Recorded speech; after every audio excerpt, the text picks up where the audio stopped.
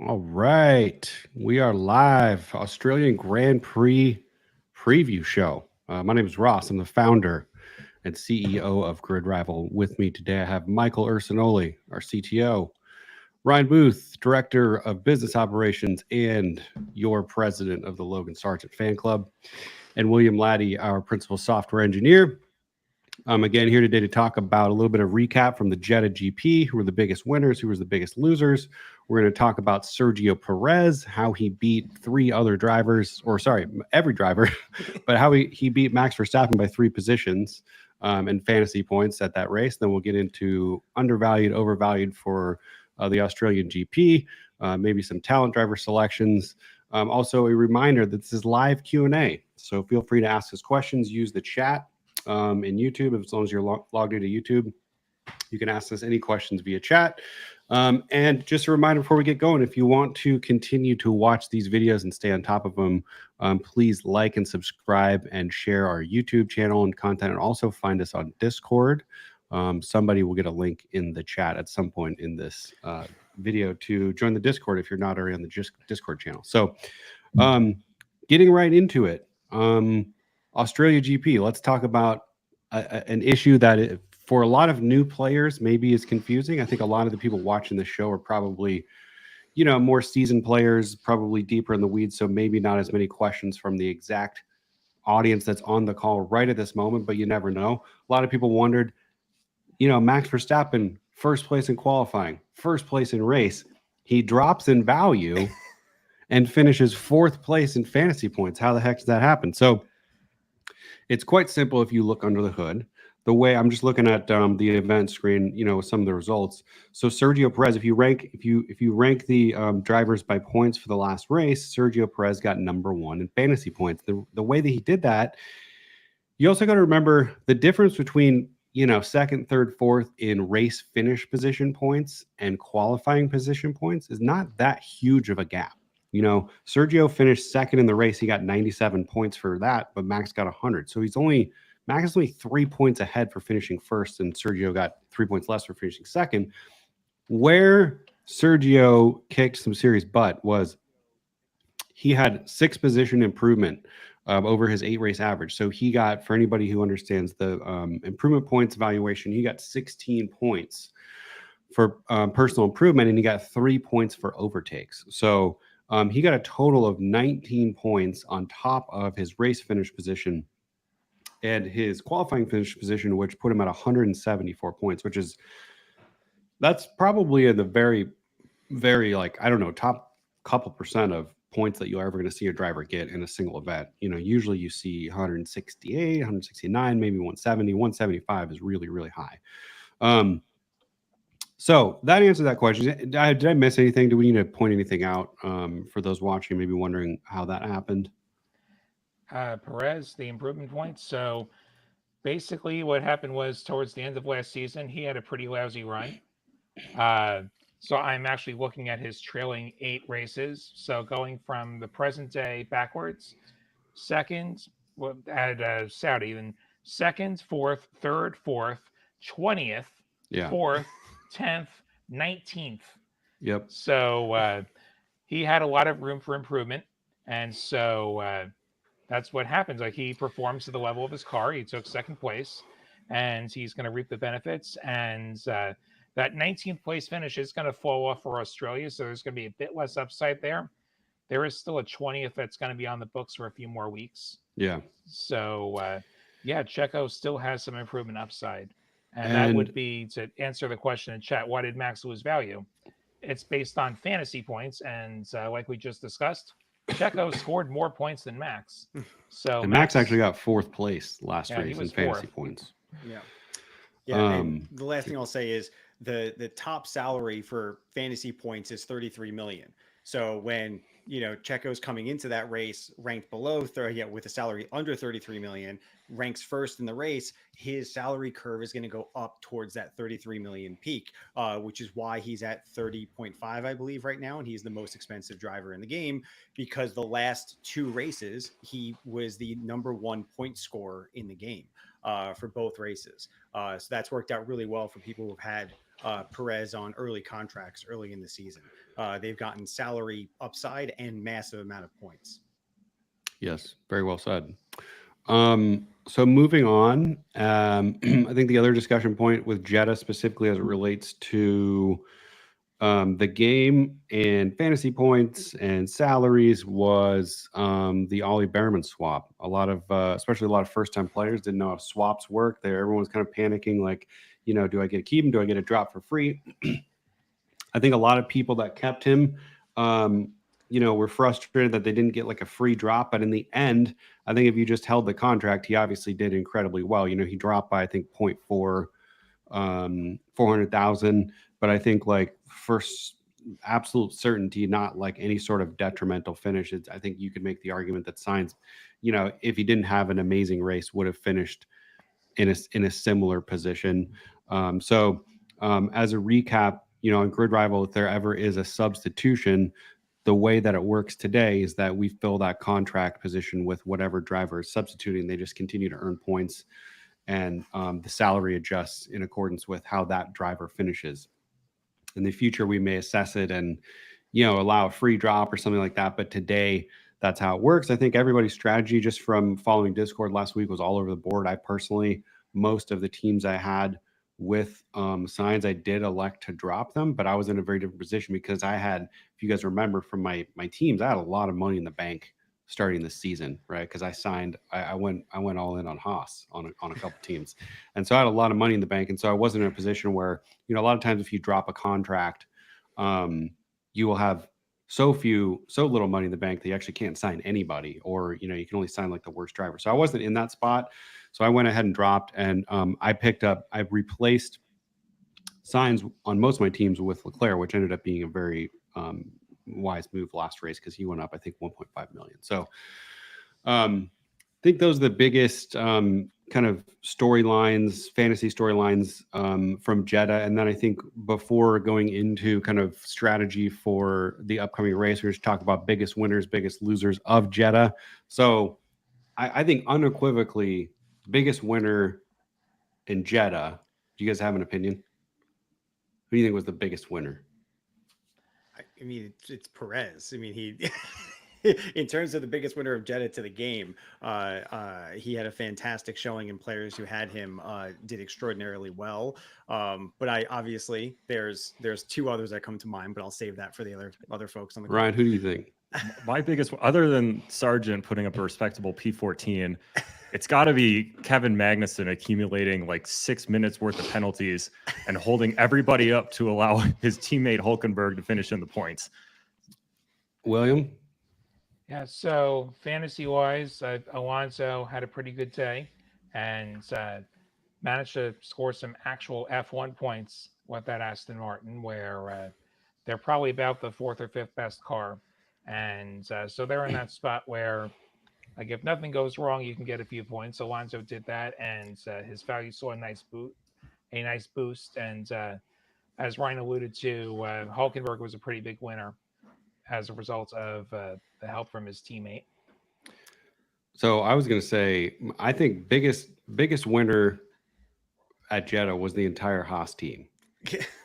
I mean, they went up almost the max you could go up. K-Mag up 2 million.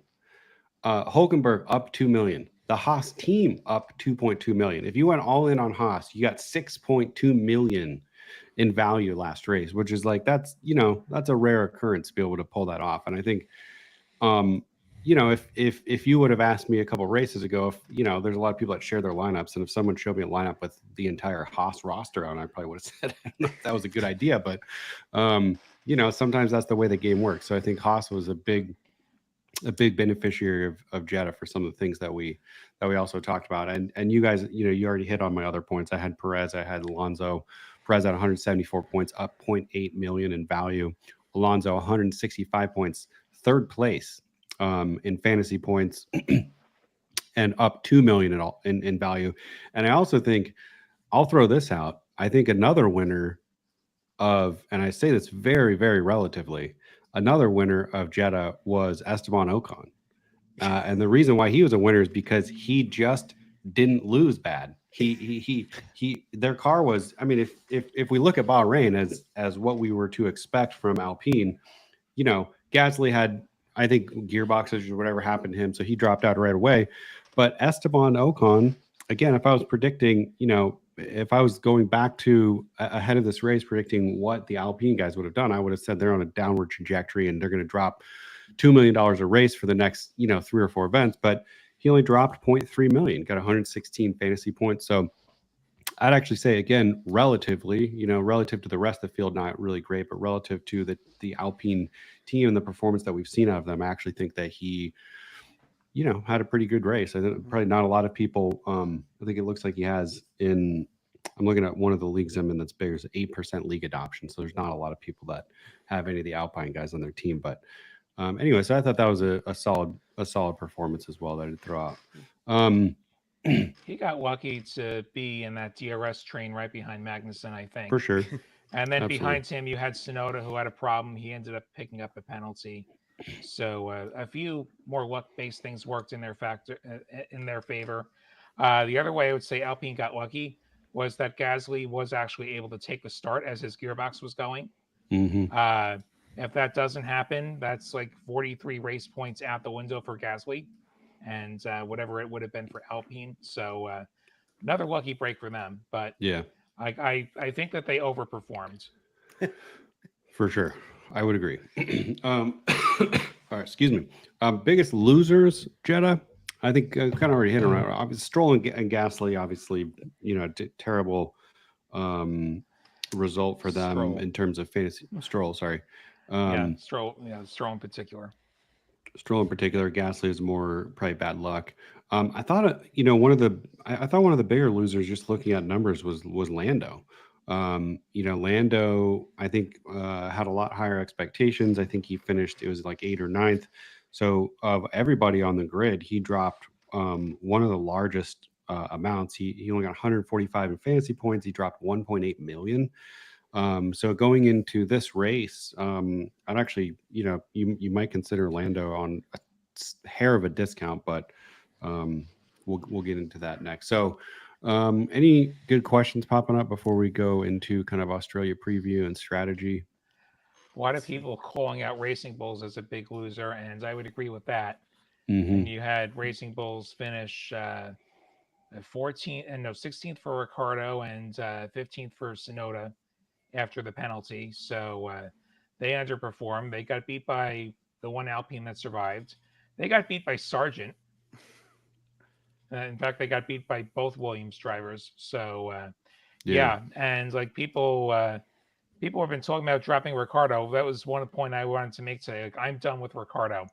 I think probably there's a lot of Red Bull internal conversations that are about dropping Ricardo, I would guess.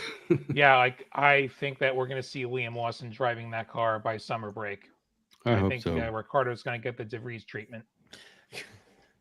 So yeah, a lot of people talking about they're done with Ricardo. I'm done with Ricardo. I'm willing to say that they were the frauds of winter testing. Like, there is always one team that turns out they're just complete frauds when they actually it comes time to start competing. This year it's Racing Bulls. Mm-hmm. And yeah, I saw a lot of chatter about the Sainz situation, how people reacted there. Like, maybe we could talk about how we all handled the Sainz situation last week. Well, I think we could talk about it as how we're going to approach it with this week, because it's very likely that Bearman is racing for Sainz for Australia. So I mean, I think Carlos has to go through an FIA medical exam to be cleared to drive for Australia. I believe that's would happen on Thursday. So we won't know officially until at least then, but it's definitely something to consider for all the folks out there who have Sainz in their lineup and how to handle that for Australia. So I think that's a good topic of conversation to hit into. Yeah. Mm-hmm. Like, I'm comfortable running with Bearman if I'm a Sainz owner. I am not a Sainz owner anymore, so I actually did press the panic button. Yeah, and unfortunately, I signed Stroll and I took him as talent driver, and then he crashed. Oof. I see Data in our chat did that as well. Yeah. Bummer. Yeah, alone. like, Stroll is a very boomer bust driver. Mm-hmm.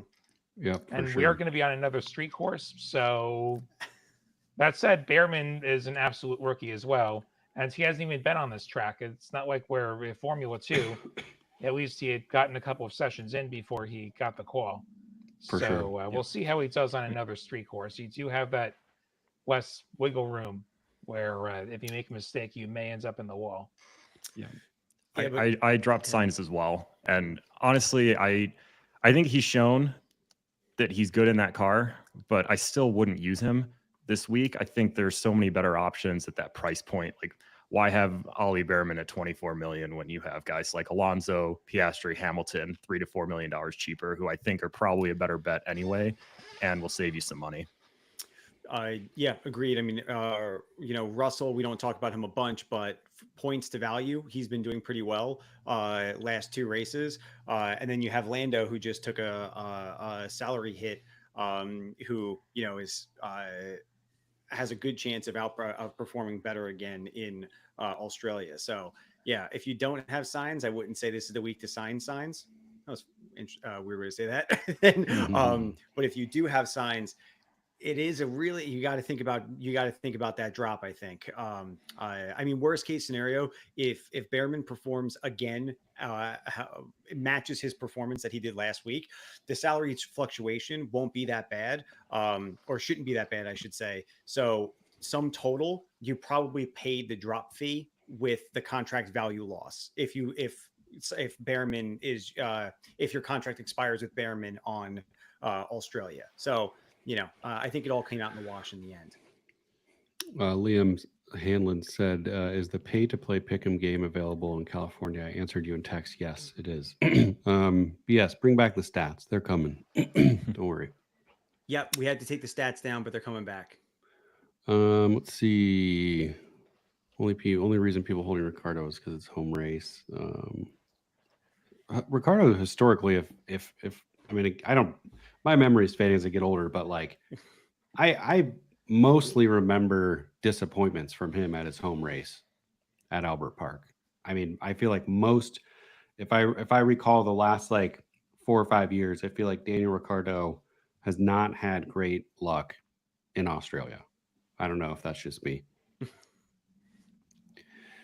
When would you stop generally favoring value over points? This is a great question. We've talked about this quite a bit on previous shows. I think it generally depends, but like halfway through the season, as like a very kind of wide answer to your question, I think it's ultimately when I kind of have seen in my experience, like on the way the game is currently set up, it's around when your team gets to about 130 million.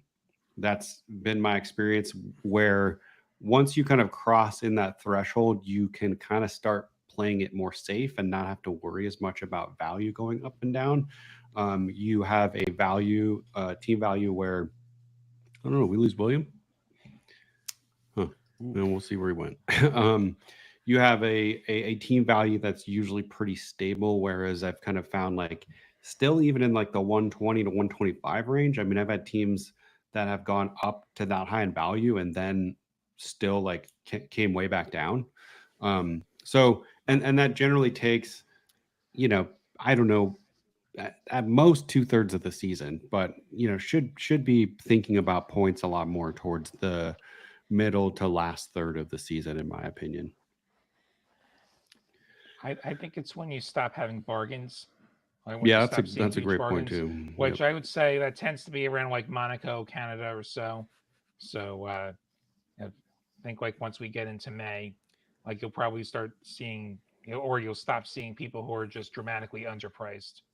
Yeah. And then you more naturally flow towards who's going to get me the most points. That said, like every now and then somebody's going to have a bad day, and you can pick them up on the cheap the next week. For sure. So that's where your value is going to come from. Yep. And I think I see a couple more Ricardo comments. I think VCarb has their best race of the season coming up here in Australia, which is not saying a ton. I realize that.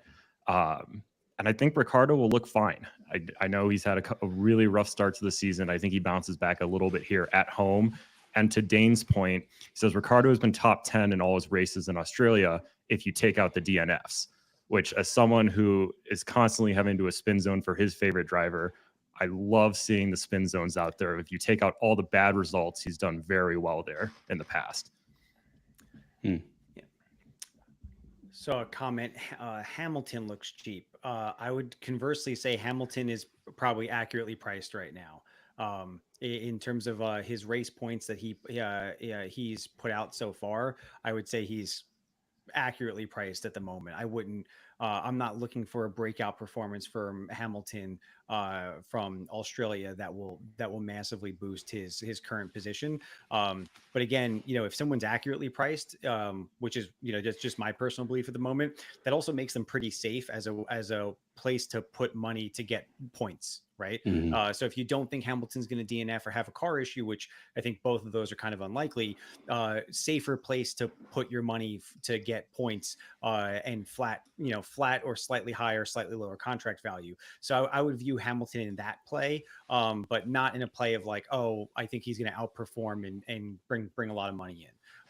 I think that's happening around him, not with him yet in this part of the season. Yeah, so he was 10th in fantasy points at Jeddah. So to your point, I'd say the Mercedes and the McLaren are the third and fourth best car on the grid in some order. And that seems to fluctuate from week to week. Like it's clearly Red Bull, then Ferrari, then I'd put McLaren and Mercedes in the same tier. Do we think Stroll could be a good value gainer given a couple bad finishes? I think much like, I think it was Dade that said this. Yeah, I never sign. Every time I sign Stroll, I get screwed. That's my opinion about it. It's like that's for some reason that's been my luck as well. Is like every time he gets to an attractive, price point, or there's some reason why I feel like I should add him to my team, I do it, and then I regret it somehow. I don't know how it is, but so that's not a very like quantitative answer to your question, but that's how I feel. One of two things is going to happen when he signs Stroll. One is he's going to give you a bunch of improvement points and he's going to give you a $2 million boost. The other possibility is that he crashes. Totally. What is he priced at? He's got, he's been in free fall. Yeah. Well, he just lost $2 million for the last race. I think if you're trying to go for a boom or bust move, I would 100% take Stroll over Gasly, who also had a similar contract value drop. I would probably also take that bet over Zhou, who I believe also had a similar contract value drop. Really, they're not price comparable at all, but you could look at Lando versus Stroll in like a total lineup situation. If you're trying to go for like a one race contract to make a couple $100,000 or upwards of $1 million plus, a one race contract for Stroll is I respect the move. I think Stroll. Go ahead. I think Stroll makes the most sense as talent driver again this week. I mean, he bit me. He bit a bunch of people right in the behind last week, but I'm going right back to him. I think, $2 million drop. Happens, so. If you don't have him, can't happen twice in a row, right? Exactly. I was just going to say that. I think of all the talent eligible drivers, he by far has the highest ceiling. And I don't think it's particularly close either. I think unless you have a race lockout on him, I think you're crazy to not have him on your roster. Well, yeah. Infuriating as it may be. Yeah, I mean, you think about it this way: his teammate finished third place in fantasy points. As a gap between drivers, their gap is the largest, with the exception of Albon and Sargent, which is that's they're separated by 10 positions, which is absolutely insane. But Stroll's now 13th in salary, Alonso's 7th, and Alonso's probably underpriced, which we'll talk about here in a sec. But so yeah, I do agree. If Stroll has a good race, like he's for sure a good pickup. If you want to make the bet that he's not going to DNF twice in a row. Let's see. Anything else in here? Bankroll. All right. Well, let's see. Questions are coming in, so we'll get into Australia, and I think primarily a lot of the same topics covering from Jeddah. Just who we think is undervalued going into Australia. So I'll start. I think the whole Haas team is potentially still undervalued. You're going to have a couple more races of this, I think. Specifically as a constructor, they are ranked ninth still at 9.1 million. And if everybody remembers, your constructors have more potential value fluctuation than your drivers. They can go up or down 3 million in a single event. So it's hard to say, but I think if Haas continues to have showings like they did last week, which is admittedly, I think that was a good, really good result for them. I think there's still value to be had with both drivers and a constructor of Haas. I probably, again, wouldn't recommend going all in. It's risky. It's also could be a high upside option. But so I have some other thoughts, but I'll hold them back and let you guys share your opinions, then we can circle back. Ryan, why don't you start? Undervalued. Well, I mean, I guess I already said Lance Stroll. He's my number one pick for undervalued, number one pick for talent driver.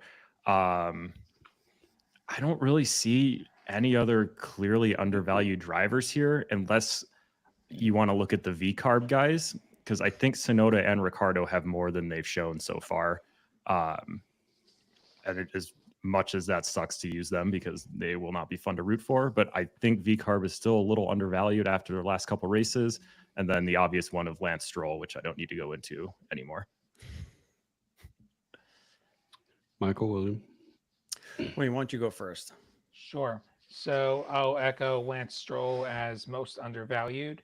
If we want somebody other than Stroll, I would consider somebody like Alex Albon as far as being undervalued. He's worth just under 14 million. Like, he's the 10th highest priced driver, but his price doesn't actually reflect that, which is kind of interesting. So yeah, just the quirks of how the consistency's been for some of these drivers this year. So I would look at Albon if I'm looking at a different underpriced driver. I have less confidence in Racing Bulls. Like, I think we're seeing the truth for this team. As far as constructors go, maybe there's a little more upside from Haas. The problem is, what teams are they beating? So right now they're ranked above Kick Sauber, and I can believe that. I can believe they're faster than Kick Sauber. Are they faster than Alpine? Probably, unless Alpine really turns it around. So I could see them surpassing Alpine. I think beyond that, they're probably about the same tier as Racing Bulls in terms of pace. So, like, I don't know if there's as much upside as some people might think with Haas, but there's a little bit there if we're looking for a constructor. And then among more expensive constructors, probably Mercedes has a little bit of room to grow. Currently ranked 4th, like I said. Them and McLaren in some order. I probably give Mercedes a slight edge. Yep. Michael? I got nothing to add to that. I think that's all accurate at the moment. I think what we're probably seeing is some drivers being more fairly priced earlier in the season. So I'm also kind of looking at it from an aspect of like, okay, where is a good place to put money where I feel like it's going to be a good selection to make to get early season points, maybe get a little contract value and squeeze up on the top. And, it's not an exciting pick, but Russell has done that the last 2 races. So I think that's a fair place to park money, maybe get a little contract value, maybe lose a little contract value, but you're going to get good points. We're still looking for value, but we just spoke about where I think the biggest value gains are to be had. So the next priority should be protecting your value. Like, where are you not going to lose massively, Yeah. So I feel good about Russell for that. Will be the only thing I add. So a couple questions, then we'll get into maybe overvalued. This is a good one. Quick observation, look at the salary distribution of this week. 9 of the top 10 are 20 million plus, and then the next is in 11th, Albon. Does this even out? It should even out. That's quite rare in my opinion and in my experience. You usually don't have that huge of a gap, and I think Dade followed up and said the talent driver gap is huge right now. So it definitely should even out.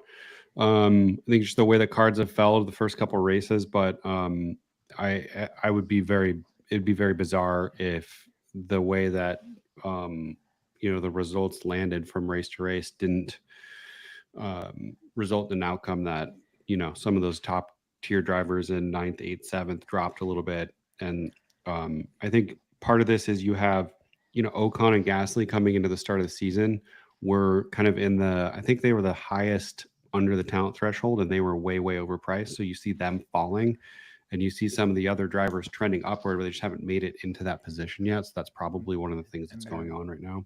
There has been a lot of parity in the mid pack as well this year. Yeah. And so that sort of suppresses those huge leaps towards the 18 million barrier. I think eventually we'll see a couple of teams establish themselves as fifth, sixth best, like probably Williams, if I had a pick, would put themselves maybe the sixth, like them and Aston in some order, followed by, I'd take probably Haas's seventh best. Yep. Maybe Racing Bulls if they make a change. So it says now the time to get out of Haas assets.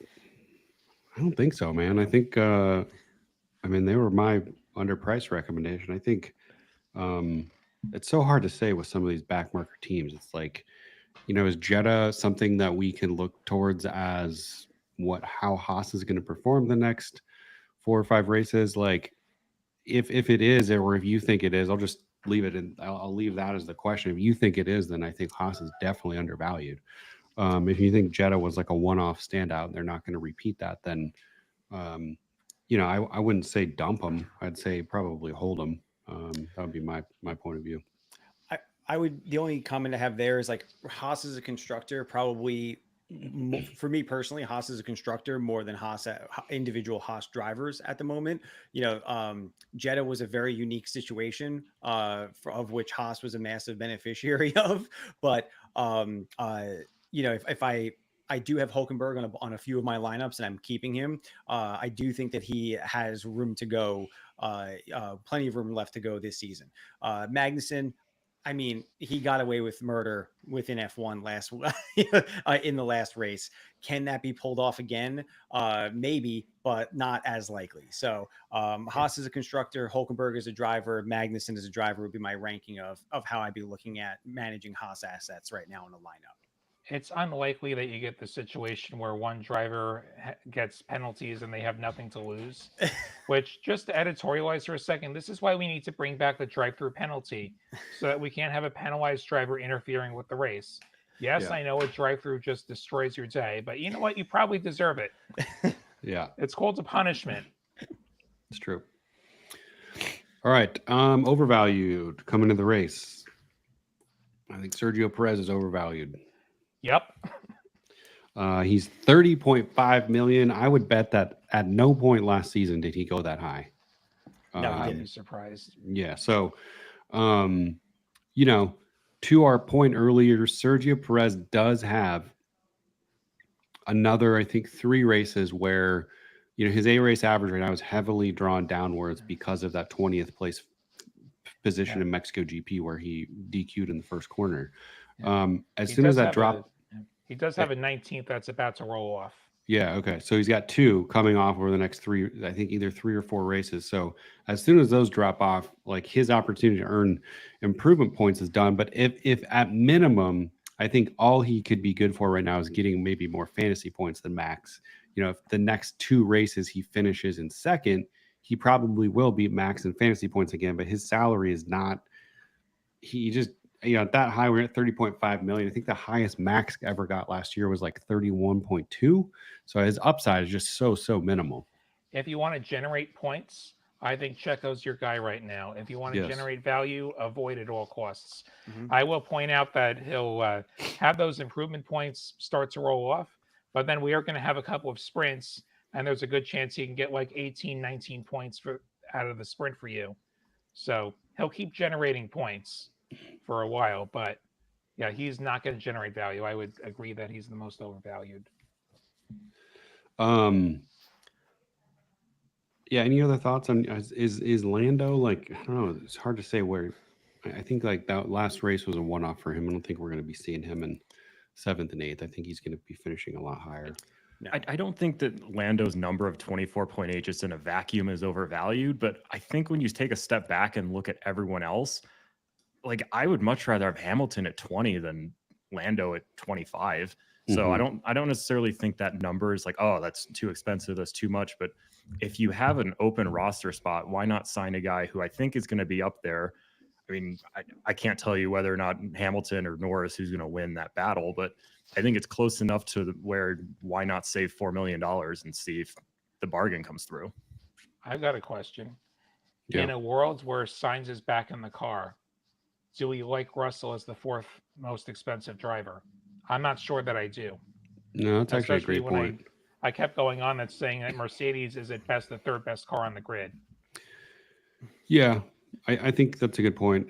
He finished, let's see, where did he finish in fantasy points at Jeddah? He was sixth. So, and he was sixth by a decent margin. You know, it goes Perez 174, Leclerc 68, Alonso 65, Verstappen 64, Piastri 62, and then George Russell 140. So, you know, that's a good call out in Part terms of of that was fantasy Hamilton points. having not such a great day, and Russell getting a few teammate points out of that. Mhm. And so, like I think Hamilton's going to improve. I don't think you can count on Russell beating Hamilton by 3 spots every week. Yeah, I agree.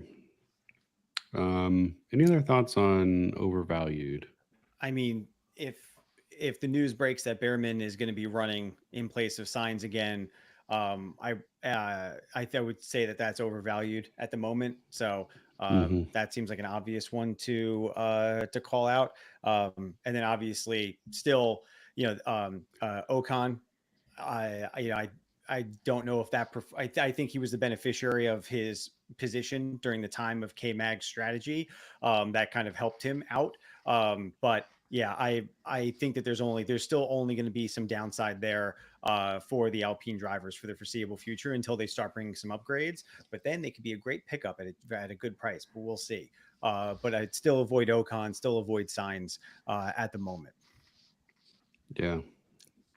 Yeah, there's definitely going to be some. I don't know. We'll see, be interesting to see who it is, but there's definitely be a couple breakouts in that top 10 because you have so many people that have not gotten up to like talent driver threshold point. Like it's going to happen. Okay. Dropping. Is there anyone we're dropping?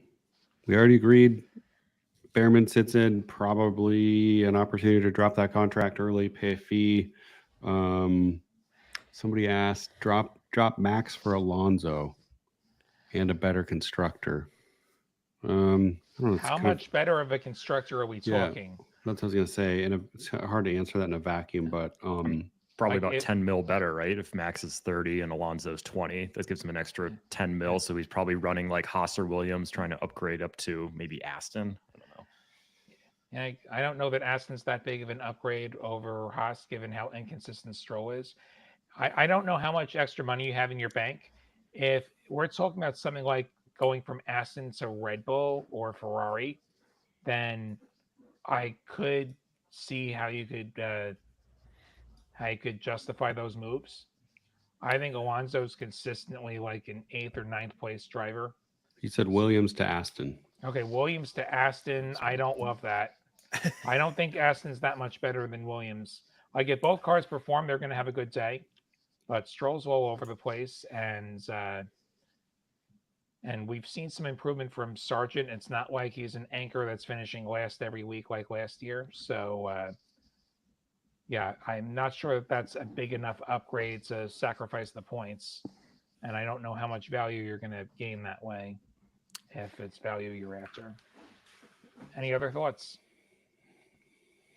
I don't have any. I think that's well said. Other than, I mean, I think obviously Alonso has more upside, but if you're trying to like maximize your bank and not have a ton of cash left over, and you really want to spend the money, then I think that your point is very valid. Let's see. Any other thoughts? Any other drops? Mike, Ryan, Ricardo. Yeah, I'm not loving Ricardo right now. I had on one of the two lineups, like two of the lineups I care about the most, both have Ricardo from winter testing fallacy, where I signed him to a longer contract. So both of those, Australia is his last race for me on the contract, but I am considering dropping early. Yeah. I think I said at the top of the show, I'm done with Ricardo. Yeah. And also worth noting, I think we touched on this on our last show, but if you are considering dropping someone, don't do it until after practice, because you have nothing to lose. Don't make any drops, don't pay any fees until after you've seen cars on the track. Somebody asked about constructors. Are there any constructors we're dumping? I mean, if you have VCarb or Alpine. Yeah, I think like that's what I was gonna say is Racing Bulls, RB, whatever, I don't know, whatever their name VCarb. is. VCarb. Yeah, I think a lot of people had higher expectations. Same with Ricardo. So if you signed them, if you're signed them on a 4 or 5 race contract since the beginning of the season, I think like they would be probably justifiably a good drop at this point. That's VCarb, but with a B, Mike. Yeah, VCARB. Not And yeah, I like Haas better than Racing Bulls at this point. So yeah, if I had them, I'd probably be dumping them too. I like Haas better. I like Williams better. I think we would all agree the constructors to have right now are Ferrari, Haas, and Williams. Ferrari, Haas, and Williams. Yeah, I think that's. I think those are the ones that are generating good points to value and are increasing in value right now. So if you have, I would also say that I would also say this is a big if based off what we talked about earlier. If Lance Stroll can just finish races, I think that you could see Aston Martin having some upside too. They're at 18.8 million. They were flat last week because of, Alonso finished really well, but they don't have a ton of upside, but there's maybe some. Lance Stroll is scoring points this weekend. I don't know how I always end up being in the spot where I have to back Lance Stroll and defend Lance Stroll. I don't even really like Lance Stroll, but it's just like, this is where we are now, I guess. This is the world we live in. Logan Sargent, Lance Stroll, they're just going to war with them. That's fine. If I didn't have Lance Stroll on a 1 race interval rule right now, I would be signing Lance Stroll. It's I would even go as bold as do a 1 race contract with him. So I'm with you on the Lance Stroll support right now. The Lance Stroll support group right now. I don't often do most of his races. Yeah. I don't often do 1 racers, but that could be like an easy quick win if you want to take that gamble, and it is a gamble. Okay, lastly, and then we'll finish with any remaining Q&A. And this is going to be a weird one, is best talent driver selections, just because so bizarre, right? Our highest ranked driver under the threshold is 13.9 million with Albon. Williams said earlier, highest upside as a talent driver is probably Lance Stroll. I think he has the highest potential as a talent driver. You just have to be confident that he will perform. So, yeah, I'm just trying to look on my teams who would be an option. Some of them I don't have as many options as I would like, but what do you guys think? Well, I would say that Albon is definitely up there, but Hülkenberg can't be slept on. Everyone who had Hülkenberg as a talent driver for Saudi did exceptionally well. I mean, Hülkenberg generated more points than Norris and Hamilton. So Hülkenberg as a talent driver is a very bold choice, but something that it has paid off now. I'd have to look to see what I'm not remembering the Bahrain results off the top of my head, but I believe he didn't do too bad in there in terms of 99 points for Bahrain. That's you get close to 200 on a talent driver selection. That's not bad. You a few driver Magnussen outscored him, but yeah, that's not a bad choice. Any other talent driver thoughts? I don't know if I would do it, but the contrarian play is Tsunoda or Ricardo. I think everyone is so low on them. And as I said, I think they're going to have their best race of the season. And if no one in your league is choosing those guys as talent drivers and they come through, that's a huge leg up. I mean, they're not going to be as good as, Stroll's going to be by far the best. He's going to have an amazing race, score the most points, and be the best talent driver. But if you're unable to sign Stroll, then I think the contrarian play might be VCarb, as hard as that might be to stomach. My pecking order is Stroll, Albon, probably Hulkenberg, then Sargent, then Magnussen. If I'm ranking talent drivers, I'm a lot less interested in Racing Bulls or Kick Sauber or Alpine. Yeah, it's well said. Okay, cool. So that's it for topical. Any lingering questions we have out here? Let's see, practice sessions. This is what are the things you're looking for during practice sessions that are key indicators that a lower tier will have a good weekend? That's a good question. Ryan, you were the one that said wait until practice. Do you have any immediate thoughts here? Well, if you're unable to watch it, looking at the timing screens, but that can also fool you a little bit. You don't know what programs they're running. But I think usually after FP3, because a lot of that is tuned for quali speed, which doesn't always translate to race pace, but I think it's better to use that data than just completely ignore it. It's not all fake. So I usually just like to see kind of where everyone's slotting in. If a team is consistently faster than another one for 3 straight practice sessions, I think there's probably something to that. It doesn't always come to fruition, but that's something I definitely look at. I would say practice for me, I'm looking at how far apart the teammates are. That's a thing for me that I'm looking in practice sessions. How far apart are they? Because that gives me a better idea of like what programs do I think they're running? You know, what tires were they running that were different? Was that the leading cause of it? Why is there a gap between these drivers? And then I might make a play based off of that, because if I believe that could be an indication of race results, then you have the opportunity of beating teammate points, and then also potentially personal improvement points, depending on how practice went for that driver as well, if you think that's going to translate to the race. So that's what I'm looking for in practice specifically, is, you know, the differences between the drivers, to see if there's any kind of last minute swaps that I think would be worth the risk or worth the last minute change. Mm-hmm. Who's your bet this year? Who's your bet to be this year's Oscar or Lando? The driver that consistently flirts with talent driver threshold and becomes an obvious choice later in the year. This could shout out Mike. This is my guy. I saw something earlier too about upgrades and keeping track of upgrades. I think that's the answer to this question.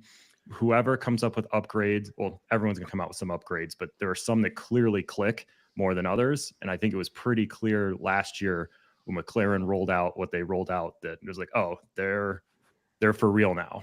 I don't know if that'll happen this year, but that's what the answer is going to be. It's whichever team just drastically changes and, you know, they hit everything right in the factory and they're like a whole new team. So that's the team to look out for. And then if you can identify that, automatic 5 race contracts and keep them as long as you can in that talent driver window. Like someone who's consistently at least on the cusp of Q3 every week, somebody who's at least flirting with the points every week. When that person emerges, go that way. Yeah, I'd also say watch it closely for the potential swap of Liam Lawson in. If he comes in, that could be a really interesting, you know, assuming VCarb gives him a car that's competitive, that could be a really interesting pricing opportunity mid-season that we get to see. William, why are you so low on Sauber? They've gotten extremely unlucky for 2 races. Feels primed to raise value. Why don't I like Hicks Sauber? Well, I'm just looking not only at their results this year, but their results like towards the end of last year. I'm just not seeing anything impressive. I mean, like you make the case to me like where Joe is going to finish any better than 16th, short of retirements. Tell me how Bottas is going to beat Joe. That hasn't happened consistently a bit. Like I'll give you the trailing 8 races from now to back then. Like this past week was 17th, then 19th, 19th, 17th, 16th, 15th, 12th, 8, 20. That's Bottas. And then Joe would be 18, 11, 17, 15, 17, 14, 13, 9, 13. That's a lot of teens. That's a lot of teens. Yeah, that is. And not even necessarily the low teens. Like Joe is better than Bottas, but like this is just not a team that I can trust. Their ceiling is still out of the points unless like 5 guys crash or like get disqualified or something. So that's why I'm down on Kick Sauber. Their ceiling is pretty low, at least in my opinion. But I'd be happy to be proven wrong. I'd love to see Zhou score some points on home soil in a few weeks in China. That'll be the first time he's ever raced on Chinese soil, actually, in an F1 car, since they haven't had to race in a while. So that's why. Mike said, "Can you create Grid Rival's YouTube chat league?" You don't need us to do it. You can do it. We'll support it. I think I'm in too many leagues, to be honest. I'm having trouble staying on top of all the leagues I'm already in. But hey, I'll be there and I'll definitely participate. Let's see. Any final questions coming in? Otherwise, we're gonna close up. I don't see any. Do you guys see any lingering stuff we didn't get to? I'm not seeing anything. Yeah. I think we're good. On a point on practice, when he goes, Joe absolutely destroyed his car in FP3 in Jeddah. Watch out for that. Yes, I would agree. Also, watch out for that. If someone completely mangles their car right before qualifying, maybe not someone you want in your lineup. True. So good point, Dade. All right, cool. Well, I think we're in a good spot to end. For everybody still with us, just a reminder to like and subscribe to the channel if you want to be in touch and stay on top of the upcoming shows that we do. We're always going to be trying to do them at a similar time, Tuesdays 10 before the race weekend. So you can put that on your calendar as well if you don't want to miss them. Find us on Discord. Our Discord channel is now verified, so you should be able to easily find it. If not, feel free to email us or find us, email support, and they can give you a link. We appreciate everybody joining. I hope that you enjoy the race this weekend and look forward to chatting with you next time. There's one easy question. I feel bad. Yeah. When we have slots open due to contracts expiring, can we play with our lineups till lockdown on the new racers team selected? Yes. As much as you want. Yes, as you could add and remove those drivers or teams as much as you want to your lineup without penalty until the contract goes into effect. Once the contract goes into effect, you have to pay the 3% early termination fee to drop them, or wait until the contract expires. So I do it constantly all throughout the week. I'm messing with lineups that have open slots. And lastly, you should have an open slot pretty much every race, like in managing your contract lengths. So you could always make a decision for the upcoming race to stay competitive. That's my last tip based on that question. All right. Awesome. Yep. Thanks, everybody. We appreciate you joining, and we will talk soon. Have a great week. All right. See you. Bye. See you guys.